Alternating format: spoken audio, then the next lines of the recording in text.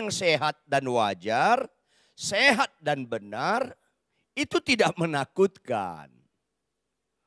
Makanya kalau Tuhan adalah gembalaku yang baik, benar kita dibawa ke air yang tenang, ke padang rumput yang hijau.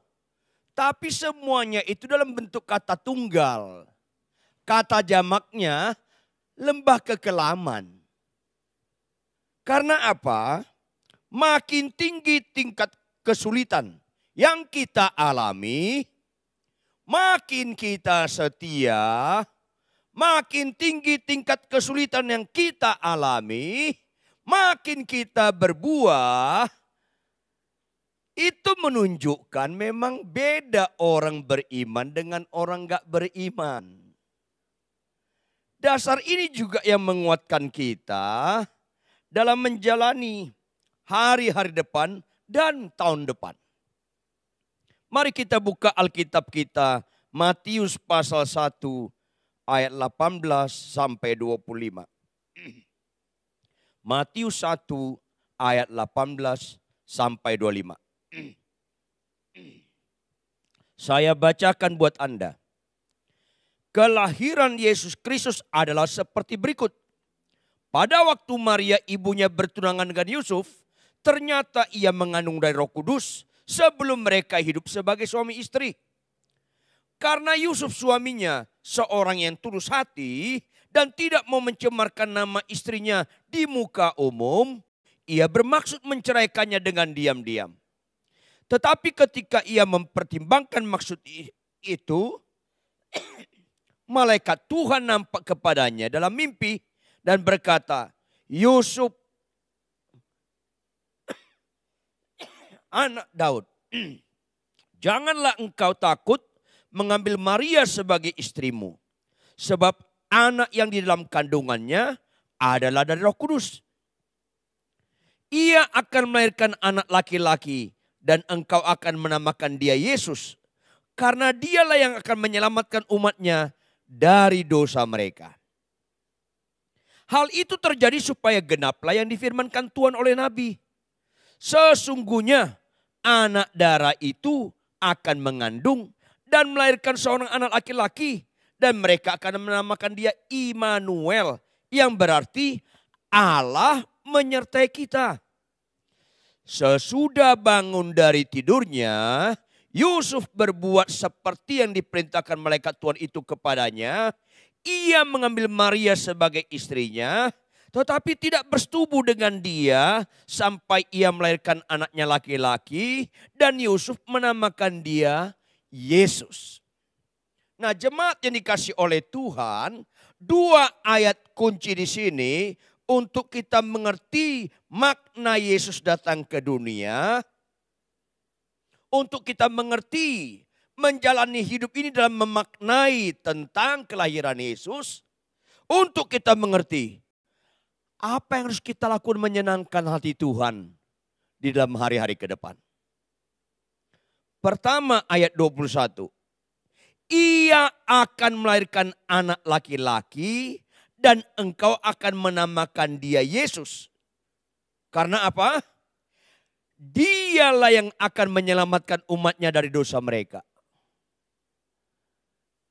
Jangan dibelokkan kemana-mana.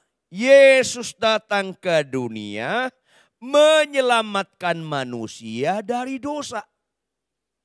Sakit sembuh nggak penting. Pandemi COVID-19 cepat selesai atau lama selesai, nggak ada kita terganggu. Fokus kita nggak ke situ.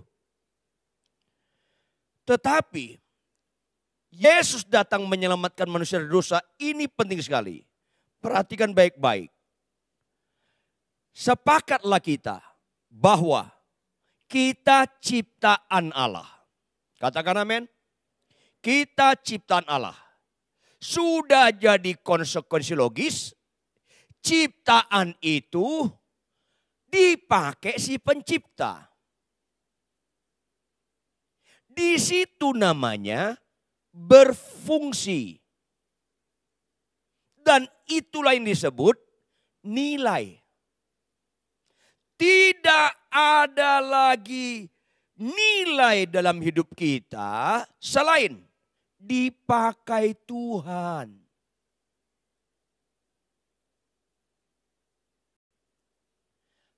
Anda punya gelar S1, S2, S3.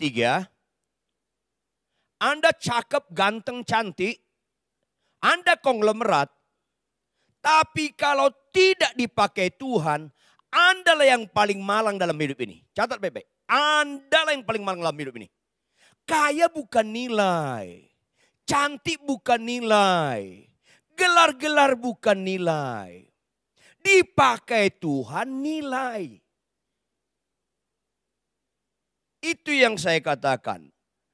Di bawah ciptaan itu buatan. Mic ini buatan manusia. Dia berfungsi kalau dipakai manusia. Di situ dia sebut nilai. Sepanjang dipakai manusia, berfungsi itu nilai. Kita ciptaan Allah. Paling cocok dipakai Allah. Di situ kita bernilai. Tetapi kemudian manusia jatuh dalam dosa. Catat baik-baik jemaat sekalian. Tidak ada kejadian apapun dalam hidup ini yang bisa membuat kita putus hubungan dengan Allah selain dosa. Gak ada. Gak ada kejadian dalam hidup ini membuat kita putus hubungan dengan Allah selain dosa. Apa itu dosa? Ketidaktaatan. Sederhana, Hawa cuma ambil satu buah. Dia makan, dia kasih suaminya. Cuma makan satu buah. Tapi di hadapan Tuhan, itu serius banget. Langsung diusir. Putus hubungan dengan Allah. Catat baik-baik. Catat baik-baik.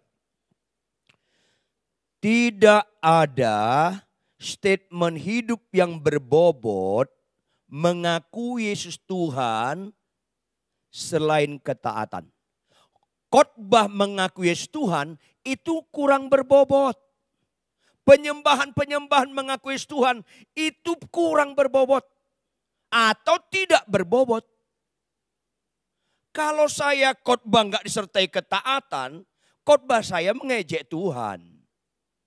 Kalau penyembahan saya tidak dasar ketaatan, penyembahan saya mengejek Tuhan. Orang kira nyanyi bagus, terharu-terharu, menyembah nama Tuhan, Tuhan senang. Halo, tidak. Kalau Anda menyembah enggak didasari ketaatan dalam kehidupan sehari-hari, mana pernah kita berbobot mengakui Yesus Tuhan. Sebaliknya, catat baik-baik, catat baik-baik. Sebaliknya, ketidaktaatan, statement yang paling berbobot, menolak ketuhanan Yesus.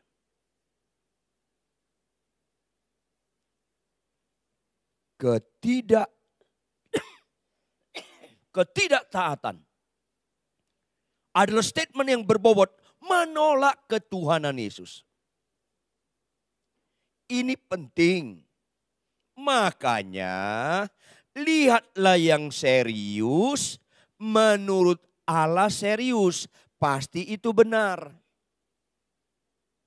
Kalau menurut dokter serius, itu belum tentu. Kalau menurut polisi serius, itu belum tentu. Tapi kalau menurut Tuhan itu serius sekali.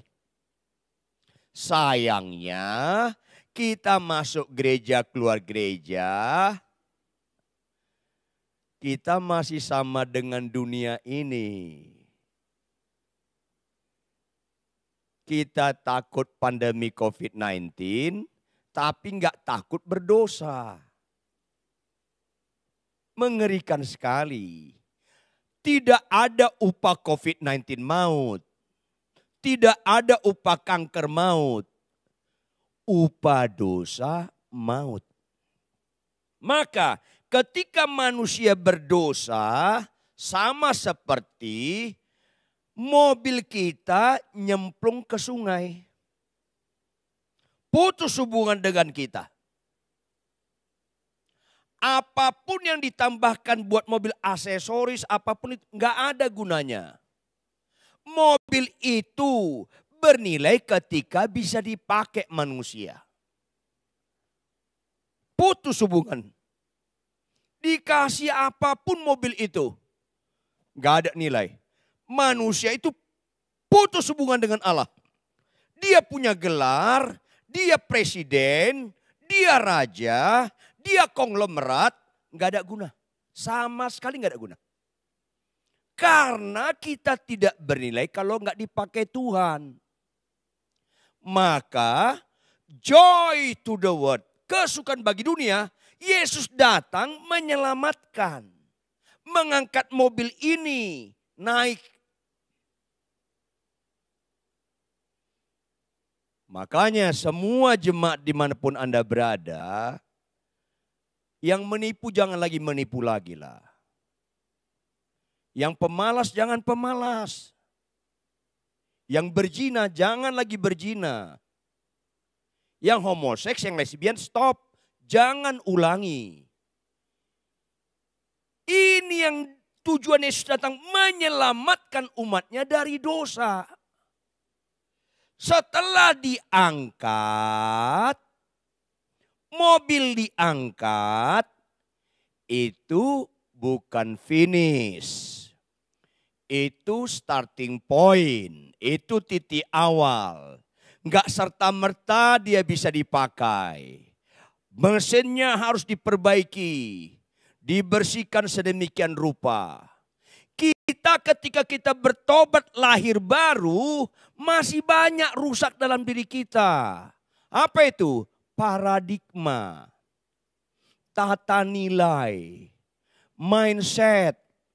Kita banyak pendeta merasa kita hebat, padahal di mata Tuhan gak hebat. Apa itu?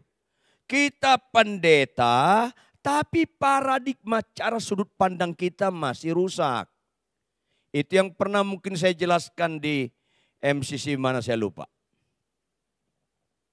Jujur aja, mana para pendeta, para hamba Tuhan, apalagi worship leader, singers, pemain musik, pekerja gereja, mana mereka lebih panik? Terlambat pesawat atau terlambat ibadah? Masih rusak kita. Akhirnya pelayanan kita tebar pesona, di hadapan Tuhan gak berkenan. Ini bahaya. Makanya ketika diangkat harus diperbaiki. Itulah yang dikatakan Immanuel, Allah menyertai kita, kita mau diproses. Seorang hamba Tuhan cukup terkenal. Dia ngomong sama saya. Dia panggil abang. Bang. Puji Tuhan loh, anak saya udah bisa khotbah. Oh puji Tuhan. Bagus. Oh banyak loh orang yang suka sama dia. Oke. Tapi saya tanya kamu. Anakmu itu kalau naik mobil sama teman-temannya, dipepet orang, marah nggak dia? Oh marah besar bang. Nggak usah khotbah merasa hebat. Khotbah itu nggak ukuran hebat. Kalau lu aja nggak taat di jalan raya. Ini kadangkala kita nggak ngerti, kita pendeta pun konsep nilainya masih rusak. Khotbah itu bukan ukuran nilai. Pelaku firman itu ukuran nilai. Makanya tidak semua orang percaya bisa khotbah. Tidak semua. Makanya khotbah bukan nilai. Tidak semua orang percaya punya karunia kesembuhan. Makanya karunia kesembuhan mujizat bukan nilai. Bukan. Tidak semua orang percaya gembala jemaat. Tidak semua orang percaya menjadi pengkhotbah terkenal, jemaat banyak. Itu bukan nilai. Nilai semua orang percaya harus taat. Ah, itu harus. Yang enggak harus jangan buat nilai. Immanuel, Allah menyertai kita supaya kita yang percaya mulai belajar beriman. Apa itu beriman? Mempercayakan diri kepada Tuhan. Saya ulangi, apa itu beriman? Mempercayakan diri kepada Tuhan.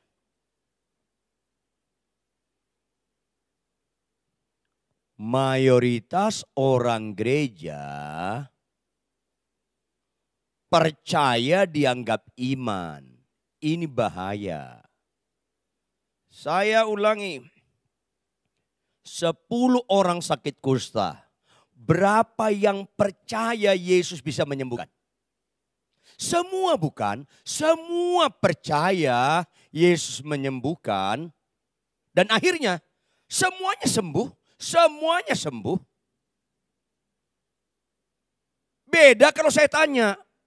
Berapa yang mempercayakan hidupnya kepada Tuhan? Cuman satu. Saya sedih kalau di gereja ditekankan, berimanlah sakitmu sembuh. Ini kan bukan bicara iman. Kalau Bapak Ibu jemaat sekalian mulai belajar beriman, mempercayakan hidup, mulai yang simpel. Apa itu? Capek nggak capek, ngantuk nggak ngantuk, sehat kurang sehat, konflik tidak konflik dalam rumah tangga, tetap bangun pagi baca Alkitab. Itu belajar mempercayakan kepada Tuhan. Maka mobil yang rusak memberi diri untuk ditangani. Jangan lagi bicara bagaimana kinan kita dikabulkan. Gereja-gereja dalam berjemaat jangan lagi menekankan kesembuhan. Beda kalau kita khotbah di kalangan orang gak percaya. Kalau kita khotbah di kalangan orang gak percaya, mata rohaninya masih buta. Dia punya mata jasmani. Perlu melihat lumpuh berjalan buta celik supaya dia percaya. Tapi bagi orang gereja yang notabene sudah bertobat lahir baru, jangan lagi itu ditekankan. Tekankanlah supaya mereka mempercayakan diri supaya jangan kehendak mereka yang jadi, kehendak Tuhan yang jadi. Tekankan terus menerus. Mulai apa? Baca Alkitab tiap hari. Mulai apa? Meninggalkan manusia-manusia lamanya. Mulai apa? Kasih istrimu dengan setia. Tunduk pada suamimu dengan setia. Hormati orang tuamu. Itu yang diajarkan di jemaat. Kalau enggak, kapan jemaat bertumbuh? Immanuel. Diproses kita sedemikian rupa terus menerus. Allah menyertai kita. Maka yang berikutnya yang bagian-bagian awal. Kita tahu dosa itu sangat serius. Catat baik-baik. Kita kan tahu. Dalam konteks penyakit yang serius itu kanker. Jawab jemaat. Kalau kena kanker. Sebaiknya ketahuan sejak awal atau akhir? Sejak awal. Itu konsekuensi pola pikir yang bagus, yang waras. Kalau terhadap yang serius, ketahuan sejak awal. Maka Bapak Ibu, kalau kita tahu Yesus menyelamatkan kita dari dosa yang begitu serius, jangan lagi main-main dalam dosa. Siapapun Anda yang dengar, jangan lagi kompromi dengan dosa. Tetapi buka kemungkinan Tuhan, kalau sampai saya berbuat dosa, tolong ketahuan sejak awal. Bila perlu sedikit dipermalukan. Supaya kejadian yang gak nyaman ini memberikan pembelajaran ulang bagi kita bahwa kita gak pernah cocok dengan dosa. Yang paling mengerikan, kita sudah percaya, tahu joy to the world, Yesus datang menyelamatkan kita dari dosa.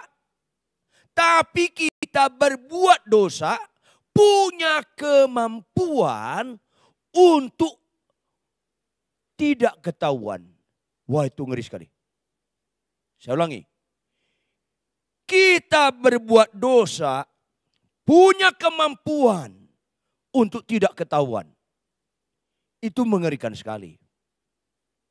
Salah satu kebodohan orang Kristen, berbuat dosa punya hikmat tidak ketahuan. Itulah hikmat setan. Sebaiknya ketahuan, bila perlu dipermalukan. Supaya kejadian yang nyaman itu memang menegas ulang bagi kita. Kita nggak cocok dengan dosa. Maka Immanuel, Allah menyertai kita. Jangan gunakan ini untuk kepentingan diri kita. Seolah-olah kita nggak tahu dia Tuhan kita, dia Raja kita. Sekali-kali dia tidak pernah meninggalkan kita. Sekali-kali dia tidak pernah membiarkan kita. Tuhan akan melindungi kita naik pesawat. Jangan gunakan seperti itu. Dia Tuhan. Artinya Immanuel, Allah menyertai saya. Sehingga dimanapun aku berada, aku punya keunggulan dalam kekudusan. Dimanapun aku berada, aku punya keunggulan dalam kesabaran. Dimanapun aku berada, aku punya keunggulan dalam kasih dan pengorbanan. Itu makna Immanuel. Yaitu menyenangkan hati dia. Yaitu untuk taat, sentrisnya dia. Untuk kita layani dia. Itu Immanuel. Makanya Yusuf disertai oleh Tuhan. Begitu dia kerja di rumah Potifar, Potifar pergi, Alkitab mencatat rumahnya sangat sepi, gak ada orang. Nyonya Potifar menggoda dia untuk berzina, dijamin gak ketahuan. Tapi dia punya keunggulan dalam kekudusan. Immanuel artinya memampukan kita untuk taat dan hidup dalam kekudusan. Lucu, Tuhan suruh Anda baca Alkitab tiap hari, Anda nggak taat. Tuhan suruh Anda balas kejahatan dengan kebaikan, Anda tidak taat. Tuhan perintahkan Anda kasih istrimu tunduk pada suami, Anda nggak taat. Begitu Anda naik pesawat, Anda balik nyuruh Tuhan Immanuel. Allah menyertaiku, lindungi pesawatku. Terus Tuhan taat. Kekejian sekali yang begini. Makanya setelah kita bertobat lahir baru, kita harus mempercayakan hidup kita kepada Dia. Terus menerus. Supaya diperbaiki.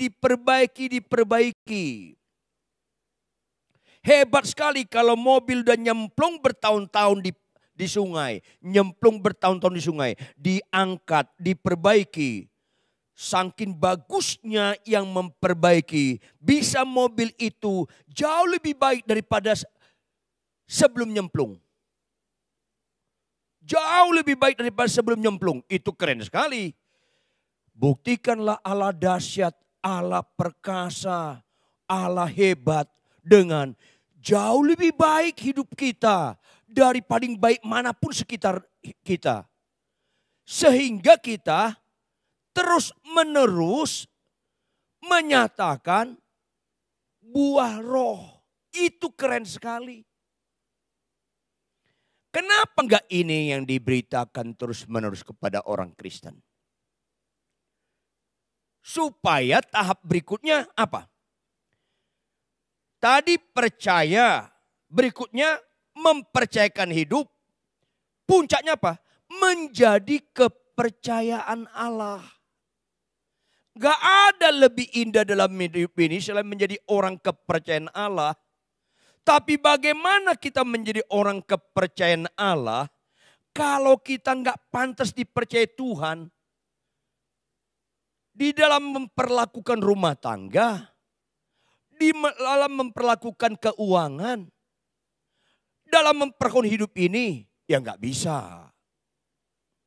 Immanuel bisa kita gagal. Kalau kita saat-saat ada gagal fokus kayak Abraham. Tapi dia mengulangi, gak pernah menyerah. Beda dengan Saul, dengan Yudas Iskariot. Gagal, diberikan kesempatan bertobat, gak digunakan. Kan kejatuhan Yudas sama Petrus sama dalamnya. Di hadapan Tuhan tidak ada dosa yang besar, dosa kecil. Makanya saya ingatkan kita, kalau kau jatuh dalam dosa, Tuhan sedih. Tapi lebih sedih lagi, kalau kau jatuh dalam dosa, kau nggak bangkit. Ngapain ada Immanuel kalau kita tidak bangkit? Maka saya tahun ini 40 tahun jadi hamba Tuhan. Apakah saya mulus-mulus? Tidak. Ada sesuatu yang memalukan saya lakukan. Sehingga saya 4 tahun jadi hamba Tuhan, tahun 84 masuk sel tahanan. Karena menghajar polisi jahat, saya kasar. Tapi Tuhan angkat lagi. Tuhan, ada kegagalan saya. Tapi jangan pernah menyerah. Bukan kita excuse dengan kegagalan. Tapi kita menghormati kehadiran Allah menyertai saya. Sehingga berikutnya kita hidup dalam kekuatan Allah. Dimanapun dan kapanpun. Makanya orang yang beriman, orang yang rohani, jangan lihat waktu khotbah saja. Tapi dimanapun dan kapanpun. Kalau mau lihat rohani saya, jangan lihat waktu saya khotbah saja. Lihat kelakuan saya sehari-hari. Maka orang percaya itu karena hidup bersekutu erat dengan Immanuel, maka terjadi dia proses aku makin berkurang, Yesus makin bertambah. Aku makin berkurang, Yesus makin bertambah. Sehingga kita dalam kekuatan Allah sampai titik yang harus kita kejar. Hidupku bukan aku lagi, melainkan Kristus dalamku. Kita menjadi surat-surat yang terbuka. Ada keteladanan hidup di atas rata-rata. Sehingga bisa dibaca orang. Maka kita jadi alat canggih di mata Tuhan untuk menuai jiwa-jiwa. Itu bagian-bagian akhirnya. Kesaksian hidup itu bukan mulut terutama, bukan. Tapi kelakuan. Saudara yang kekasih, kira-kira pasangan kita, kira-kira pembantu kita, kira-kira ipar mertua saudara kita, bisa nggak melihat sabar banget kita? Bisa nggak melihat rendah hati sekali dia? Bisa nggak melihat dia bisa berkorban walaupun dia juga dalam pandemi COVID-19 ini tergoncang ekonominya? Kalau begitu, maka kita menjadi alat Tuhan, dipakai Tuhan, menuai jiwa-jiwa. Itu sukacita yang lebih indah lagi kita angkat buat Tuhan. Masalah kita dapat upah nggak dapat upah itu bukan urusan kita lah. Masalah aku nanti mobilku bagus atau enggak, masa bodoh lah itu, masa bodoh sama saya itu. Masalah aku jadi hamba Tuhan terkenal atau enggak terkenal, masa bodoh, enggak penting sama itu. Tapi masalah aku punya keteladanan hidup. Itu penting. Sabar punya keunggulan dalam kesabaran. Punya keunggulan dalam kemurahan hati. Punya keunggulan dalam kasih. Punya keunggulan dalam berkorban. Itu kan jadi efektif. Jadi alat di tangan Tuhan untuk memenangkan jiwa-jiwa. Pandemi COVID-19 adalah momentum. Ekonomi di mana-mana banyak morat-marit.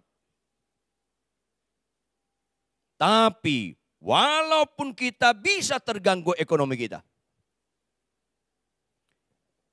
kita berani mengeluarkan persediaan kita. Membeli sembako buat tetangga kiri kanan.